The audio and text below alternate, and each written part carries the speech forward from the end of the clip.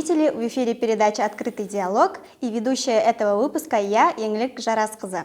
С большим удовольствием представляю вам гостя нашей передачи, народную артистку Республики Казахстан, казахскую пианистку, музыкального педагога, лауреата Государственной премии Республики Казахстан в области литературы и искусства Жанию Аубакировну. Здравствуйте, Жания Яхияевна. Добро пожаловать на Восток. Это ваш первый визит в Усть-Каменогорск? Как вы себе можете такое представить? Это мое любимое место. Я здесь была много раз и в советское время, и в период независимости Казахстана. Это мой любимый город, любимые коллеги.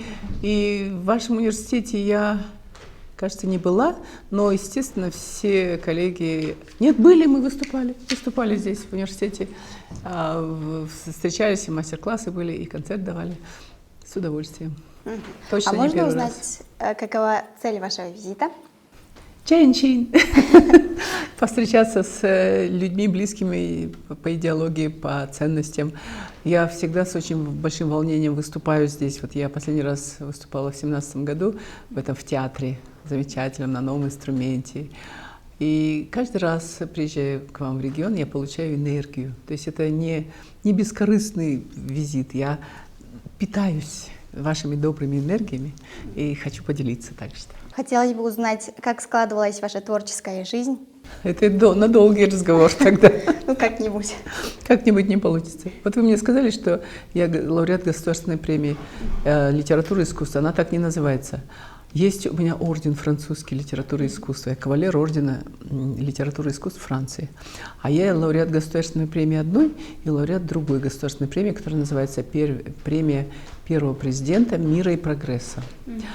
Вот. И так что это две государственные премии. Ну и казахстанские ордена, российские, польские. То есть я человек не обделенный признанием. Ну и жизненный путь большой. На самом деле долго разговаривать. Можно прочитать везде, есть в интернете, на сайте. Вы играли концерты в самых разных странах. И в каком зале вы испытывали наибольшее волнение?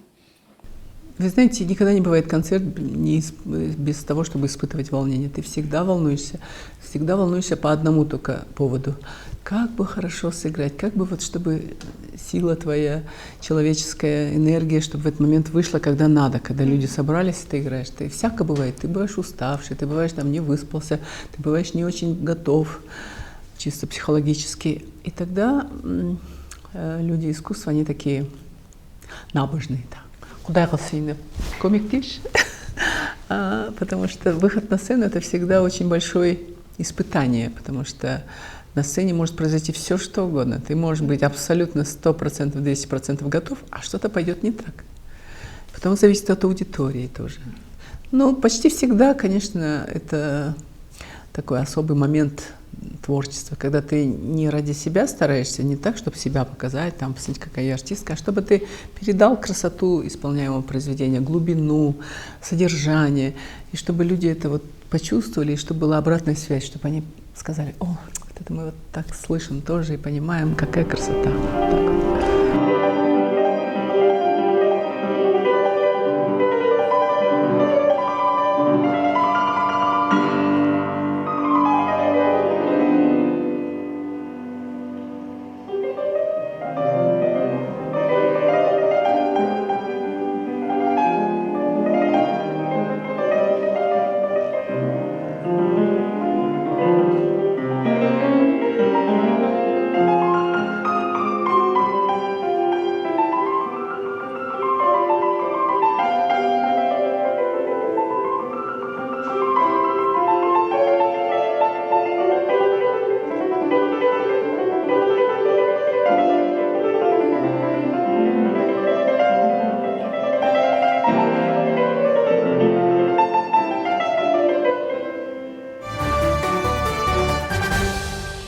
Сегодня большая часть нашей аудитории — это студенты, которые предпочитают более современную музыку.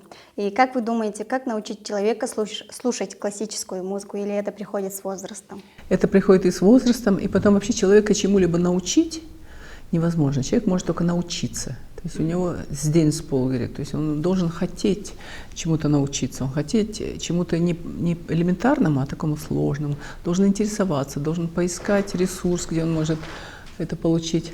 так насильно не научишь. Это вот должна быть такая конструкция человеческая, любопытство, желание новое что-то узнать. И сейчас благодаря интернету все-таки возможностей больше.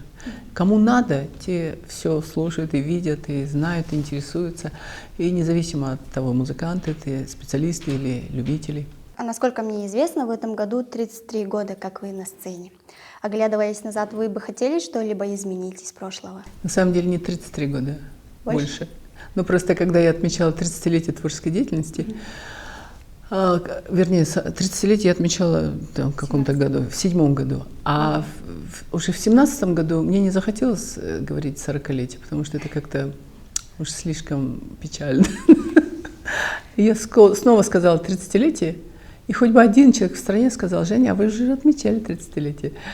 А всем все равно, неважно, что отмечает артист, главное, чтобы отмечать, чтобы были концерты, интервью, фильмы. То, что вы сказали. Да, поэтому ничего я изменить не хотела, потому что жизнь полная счастья, творческих успехов, встреч с интересными людьми, с теми людьми, которым я очень благодарна, с теми, кто помогал, учителями, с коллегами. Ну, я никогда не мечтала, что у меня будет такая яркая и интересная жизнь.